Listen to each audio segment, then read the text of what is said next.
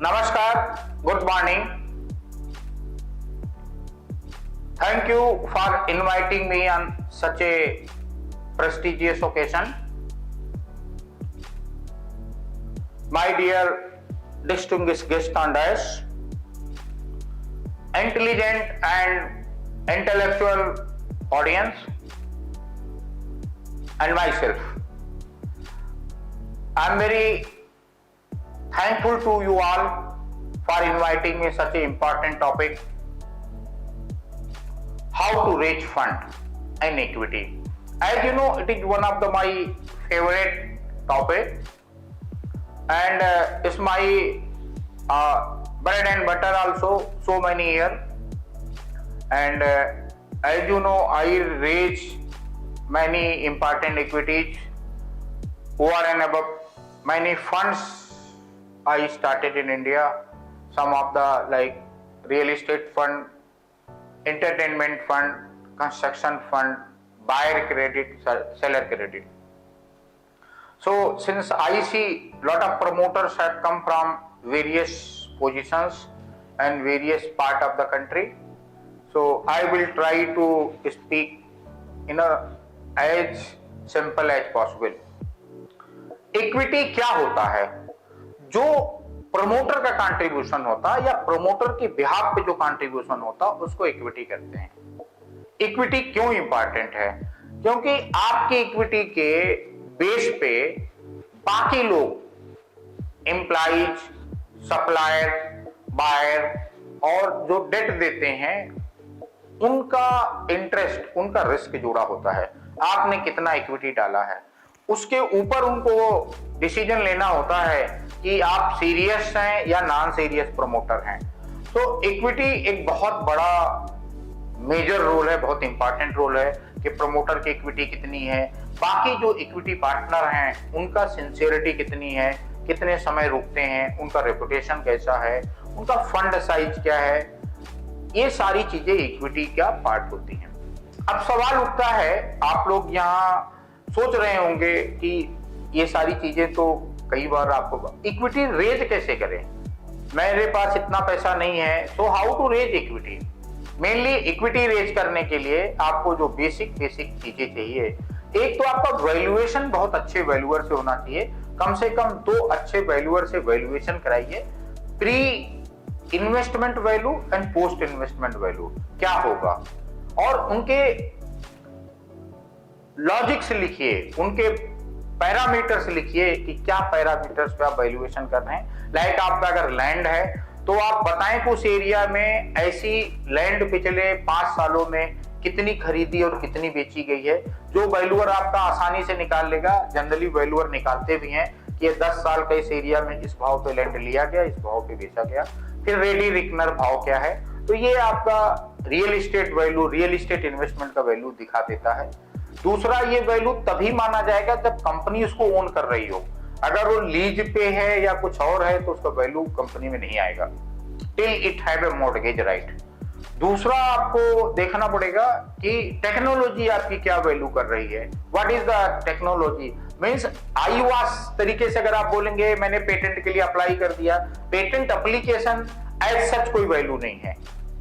Value है कुछ technology की एक्सेप्टेबिलिटी कितनी है, वो टेक्नोलॉजी कितना पैसा क्रिएट करेगा। ऐसे तो 15 लाख पेटेंट पड़े हैं और 4 करोड़ से ज्यादा पेटेंट इन प्रोसेस में हैं, उसका कोई मतलब नहीं है। Patent is a piece of paper. Patent आपके लिए इंपॉर्टेंट है कि उससे कितना पैसा बनाया जा सकता है, आपके इन्वेस्टर को कितना पैसा मिलेगा, then the patent have value, कि उस पेटेंट से जो आप बनाएंगे उसका कितना वैल्यूएशन है और कितने लोग उसको खरीदने को तैयार हैं, एक्सपर्ट्स क्या बोलते हैं उसके बारे में, फिर वो वैल्यू है। तीसरा, आपको आरओआई, अगर किसी ने पैसे दिए, मैंने पैसे दिए, तो आप रिटर्न कितना करोगे और क्या गारंटी है कि आप रिटर्न करोगे। सिर्फ आपका आईवास है, सिर्फ मुंह से आप बोल रहे हो रिटर्न करोगे, जिंदगी में आपने कितनी बार पैसे लेके रिटर्न किए हैं, बाकी आपके जो पार्टनर्स हैं उन्होंने कितनी बार रिटर्न किए हैं, वो एक इंपॉर्टेंट एस्पेक्ट होता है। इसके बाद आता है कि एग्जिट कैसे देंगे आपके पास, what is your exit plan, अब तक आपने जिंदगी में कितनी बार एग्जिट दिया है, वो एक और पैरामीटर होता है। इसके साथ में रेपुटेशन आपके मर्चेंट बैंकर का रेपुटेशन दिखता है कि आपका मर्चेंट बैंकर का रेपुटेशन कैसा है। दूसरा, आपके इन्वेस्टमेंट बैंकर का रेपुटेशन दिखता है कि आपका इन्वेस्टमेंट बैंकर कैसा है। तीसरा दिखता है कि आपका लॉ फर्म कैसी है जो लीगल डॉक्यूमेंट बना रही, उसका पोजीशन कैसा है। चौथा, अगर आप बड़ा फंड रेज कर रहे हैं 50 मिलियन 100 मिलियन, तो आपका पीआर एजेंसी कैसी है, पीआर कैसा कर रहा। ये 4-5 चीजों को देखने से पता चलता है कि आप कितने सक्सेसफुल, कितने इफेक्टिव इक्विटी रेजर हैं।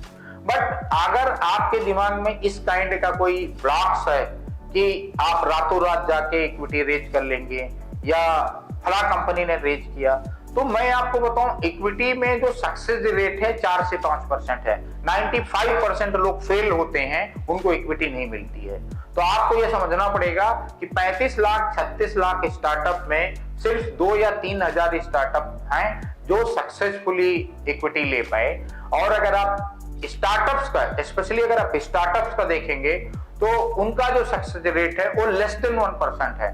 मतलब अगर 10,000 स्टार्टअप आते हैं तो उसमें 9,900 स्टार्टअप फेल हो जाते हैं।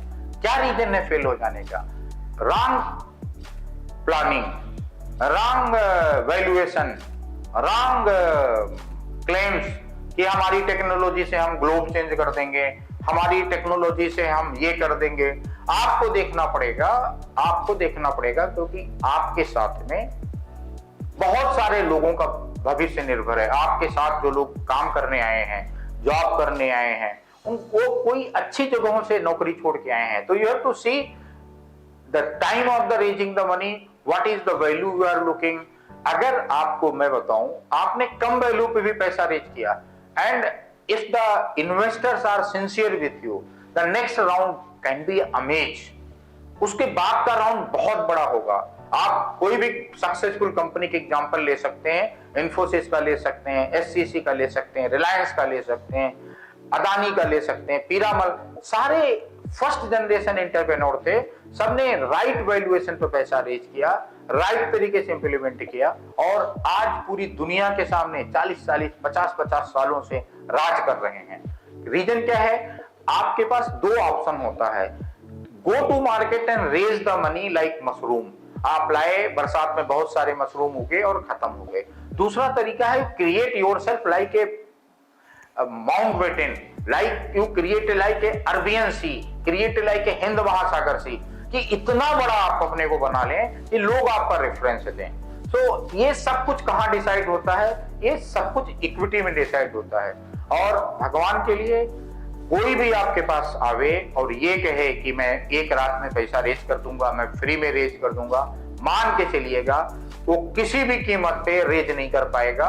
उसके आप 5 केस पूछ लेना कि लास्ट 5 कौन से केस में उसने इक्विटी रेज की है, उसका कहाँ फीस है, उसका बैंक स्टेटमेंट में देखिए कहाँ फीस है, तब आपको पता चलेगा कि ये सारे नाइट टाकर्स हैं, ये सारे सब नाइट मैन हैं।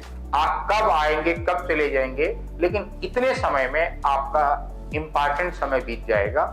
क्योंकि कोई भी जो एजेंसी है, चाहे टाइम्स ऑफ इंडिया हो, चाहे CNN हो, चाहे एनडीटीवी हो, चाहे सीएनबीसी हो, ये बिना पैसा लिए आपका न्यूज नहीं चलाएंगे। इनको न्यूज चलाने के लिए आपको एडवर्टाइजमेंट देना ही पड़ेगा। You have to pay the sponsorship, you have to pay the advertisement.